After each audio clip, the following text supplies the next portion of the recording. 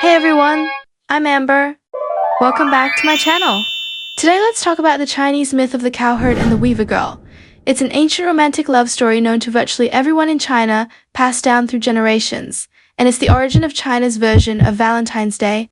The cowherd and the weaver girl tells the poignant tale of a husband and wife cruelly separated by the Silver River, only able to meet once a year on a bridge formed by magpies. In the night sky, that luminous band formed by countless stars is called the Milky Way, but in this story, it's not just a cluster of stars. It becomes a real, churning, celestial river. On one side of this river lived a young man named Nulang, a simple cowherd tending his oxen on earth. On the other side lived a fairy maiden named Jinyu, a skilled weaver who used magical threads to weave the sky's brilliant clouds and sunsets. By all accounts, these two should never have met, but the wonder of fate brought them together, and they fell deeply in love. Nulang had lost his parents as a child and lived a hard life under his harsh brother and sister-in-law. His only true friend was his faithful old yellow ox. This ox was no ordinary beast. It seemed to know heavenly secrets. On its deathbed, the ox told Nulang that, on the 7th day of the 7th lunar month, fairy maidens would descend to bathe in a certain lake. If he secretly took one of their fairy robes, particularly a pink one, that fairy would be unable to fly back. On that day, following the ox's guidance, Nulang indeed saw the fairies playing in the lake. After some hesitation, he hid Jinyu's pink robe. When the bathing ended, the other fairies dressed and flew away. Only Jinyu remained, desperately searching for her missing robe. Moved by pity, Nulang returned it to her. Seeing his honest nature and feeling his affection, and aided by the ox's memory, Jinyu chose to stay on Earth. They married, loved each other deeply, and had 2 adorable children. Nulang toiled diligently in the fields, Jinyu wove beautiful cloth at home, and the family lived a peaceful, happy life. But this happiness was short-lived. Jinyu's mother, the formidable Queen Mother of the West, a highly revered goddess in the heavens, discovered her daughter had secretly married a mortal. She was furious, for the strict celestial law forbade unions between immortals and humans. In her rage, the Queen Mother descended to Earth herself and forcibly took Jinyu back to the heavens. Nulang watched helplessly as his wife was taken, his heart breaking. Suddenly, he remembered the ox's final instruction, to make a cloak from its hide. Nulang immediately put on the ox hide cloak, placed his children in baskets hung from a shoulder pole, and miraculously, he soared into the sky. He chased desperately after the Queen Mother and Jinyu. Just as he was about to catch up, the Queen Mother looked back. Without hesitation, she pulled out her golden hairpin and slashed it fiercely behind her. Instantly, a shimmering, turbulent silver river of stars appeared, an impassable chasm, cruelly blocking Nulang on the opposite shore. From then on, the loving couple, Nulang and Jinyu, along with their children, were forever separated by this cold river. They could only gaze longingly at each other across the water, weeping day and night. Their deep love and profound sorrow moved all living creatures. Thousands upon thousands of magpies, touched by their devotion, flew in from every direction. And so, every year on the night of the 7th day of the 7th lunar month, these magpies use their tiny bodies to build a temporary bridge across the vast silver river, the poetic Magpie Bridge. Nulang and Jinyu finally step onto the bridge for a brief, tender reunion under the stars, pouring out a year's worth of longing. This day is the Chinese Qixi Festival, also known as the Double Seventh Festival or Chinese Valentine's Day. The characters in this story carry rich symbolism. Nulang represents the ordinary laborer on earth. He embodies diligence, kindness, and deep affection. Facing unjust fate and immense obstacles, he shows the courage to fight for love. His reliance on the oxes help reflects people's simple wish for a better life. Jinyu, the heavenly goddess of weaving, represents beauty, skill, and unwavering loyalty in love. Her journey from a carefree fairy in the heavens to an earthly wife and mother, then forcibly taken back and separated from her beloved and children, deeply mirrors the roles, constraints, and yearnings for freedom and happiness experienced by women in ancient family and societal structures. The Queen Mother of the West stands as a staunch enforcer of heavenly order and rules. She symbolizes supreme authority, rigid hierarchy, and cold notions of class and pedigree. In the story, she is the maker of tragedy, the force that tears lovers apart. While her actions seem heartless, within the myth's framework, she is also upholding celestial law. The old ox is Niling's most loyal companion and wise guide.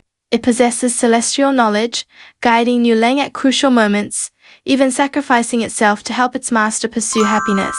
It's a vital magical element in the story, symbolizing loyalty, devotion, and the strength found in humble life. The magpies are the messengers of love and the voluntary builders of the bridge. They gather and build without seeking reward, symbolizing people's deep yearning for lovers to be united. They also embody the folk belief in the animacy of nature and its empathy for human emotion. The origins of this moving tale trace back to ancient star worship. As far back as the time of the Book of Songs, around 2,500 years ago, the ancients observed and named two bright stars in the night sky, Altair and Vega. Back then, they were merely symbols of earthly farming and weaving activities, with no romantic connection. By the Warring States period, the tragic elements began to emerge. Bamboo slips from a divination manual called Rishu, unearthed in Hubei, actually record that marrying on the day the cowherd took the weaver girl as his wife was unlucky and could lead to abandonment. This proves that by the Warring States period at the latest, people had already begun imagining these two stars as an ill-fated married couple. The Han Dynasty was crucial for the story taking root. When Emperor Wu of Han excavated Kunming Lake to train his navy, artisans carved stone statues of Niulang and Jinyu on the eastern and western shores, facing each other across the water. This physical landscape powerfully reinforced the image of the separated lovers. Poetry from the same era, like the faraway cowherd star, began to depict Jinyu's longing for Niulang and her tears in detail. By the northern and southern dynasties, the core plot was largely set. The heavenly emperor or the queen mother became the authority figure separating them, and the kind magpies took on the mission of building the bridge for their annual meeting. After the Temps and Song dynasties, the story became more secular and dramatic. Niuling transformed from a star official into a real earthly cowherd boy, adding life-like details, abused by his brother and sister-in-law, inheriting the old ox when the family split, the ox repaying kindness, hiding the robe to force marriage. The Queen Mother's role became more prominent as the creator of the Silver River. The story's themes also pointed more clearly towards resistance against feudal oppression and the pursuit of free love. The version of the cowherd and weaver girl story best known today was largely shaped in the 1950s. The famous writer Desheng Tao, while compiling national primary school textbooks, artistically refined the folktale. His version highlighted Niuling's kindness, emphasized Jinyu's choice to stay on Earth, and cast the Queen Mother as a symbol of feudal autocracy. Spread through textbooks, this version influenced generations of Chinese, cementing the cowherd and weaver girl as a classic cultural symbol of resisting oppression and pursuing true love.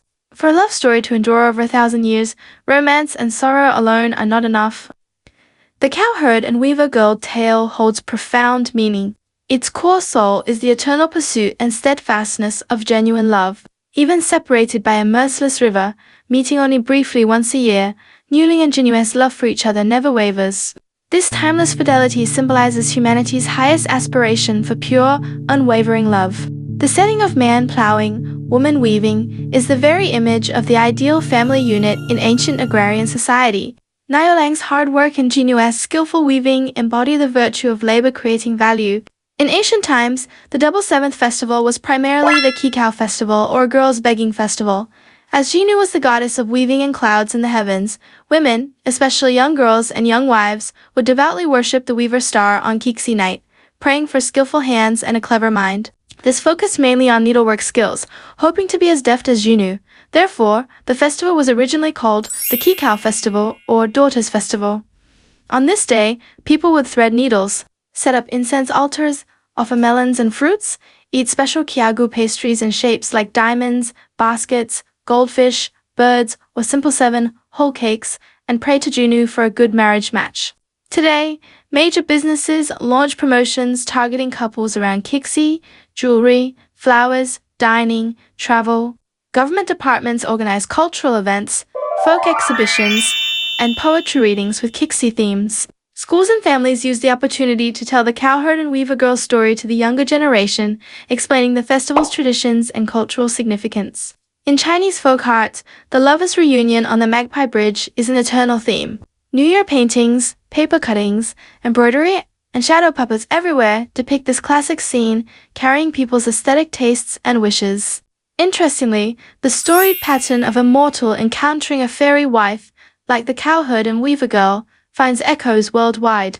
In folklore studies, it's known as the swan maiden tale type. The recurring elements: a mortal finding, bathing fairies, hiding a garment to force marriage, the fairy flying away, the pursuit hindered, and periodic reunions have flown like wings across the globe. In Japan, the core version also involves a man stealing a heavenly maiden's feathered robe, preventing her return. They marry and have children, but when she finds her robe, she immediately flies back to heaven with the children. The man then uses a strategy left by the fairy to ascend to heaven. Her father sets impossible tasks like clearing wasteland or growing gourds. After completing them, the man cuts a gourd vertically, causing a flood to gush out, instantly forming a heavenly river that separates the couple once more. In Southeast Asia, like the Chinese Dai people's peacock princess, a prince and a peacock fairy fall in love, face trials, and usually achieve a happier union. In Celtic cultures, such stories often involve swan maidens. A farmer's son finds a group of fairy maidens bathing in a lake, having taken the form of swans. He hides one maiden's swan skin, preventing her from transforming and flying away, and marries her. They live together for years, perhaps having children, but the swan maiden never stops searching for her skin. When she finds it, she dons it, becomes a swan again, and flies away to her fairy realm. The husband then embarks on a difficult quest to find her. Endings are often open-ended, suggesting they might only meet briefly at specific times or places. This version downplays class or authority oppression. The separation stems more from the swan maiden's own will and sense of belonging to her original world, reflecting Celtic beliefs in nature spirits. Tchaikovsky's classic ballet Swan Lake has folk roots belonging to this swan maiden type. A prince encounters a princess cursed by an evil sorcerer at a forest lake. By day she is a swan, regaining human form only briefly at night. True love and a vow of fidelity are the only ways to break the spell. The prince loves her and pledges his troth. However, the sorcerer creates a black swan double to deceive the prince. Misled, the prince breaks his vow, dooming the princess. The ending is often tragic, with the lovers perishing together, their souls ascending to heaven. Within a Christian cultural context, this version emphasizes themes of redemption and sacrifice. The magical curse and the battle against it replace family feuds as the main conflict, resulting in a more absolute tragedy than the cowherd and weaver girl. Nordic regions tell tales of Selkie. A fisherman hides his Selkie skin, forcing her to become his wife. When she finds her skin, she returns to the sea, emphasizing the inevitability of separation. In ancient Egypt, legends tell of the falcon god Horus and the goddess of love, Hathor, falling in love, only to be separated by the sun god Ra, permitting them to meet just once a year on the Nile. The Arabic tale Hassan of Basra is one of the most famous of its kind, featuring a more complex and fantastical plot. The mortal silversmith Hassan, guided by a mysterious figure, ventures to an island inhabited by a king of the jinn. There, he falls in love with the king's daughter, manages to steal her flying garment, prevents her escape, and eventually marries her. Later, longing for home, Hassan takes his wife back to the human world. But the Jinn King's family tracks them down and captures the princess. To rescue his wife, Hassan embarks on a perilous journey. He acquires magical artifacts, a staff summoning Jinn soldiers, a cap granting invisibility, and braves the seven heavens, symbolic of the cosmic structure, to confront the powerful Jinn royalty. Ultimately, through courage, wit, and magic, Hassan succeeds in rescuing his wife. This tale perfectly integrates the Islamic cosmology of the seven heavens, with the mortal protagonist Hassan showcasing an astonishing spirit of adventure, using wisdom and magic to defy divine authority, culminating in a hard, one happy ending. Why do such similar stories appear worldwide? It stems from shared human psychological foundations, curiosity about, and attraction to, mysterious beings from other realms. The eternal yearning for love that overcomes obstacles. Deep resonance with the pain of love thwarted, and the agony of separation coupled with the longing for reunion. These stories might also reflect ancient societal realities, like bride, capture customs, or the position of women in marriage. Simultaneously, through ancient trade routes, cultural exchanges, and migrations, the core story motifs spread across vast regions, evolving and adapting to form distinctive local versions. We hope this ancient starry tale from the East brings you a touch of wonder and emotion. I am Amber. Catch you next time.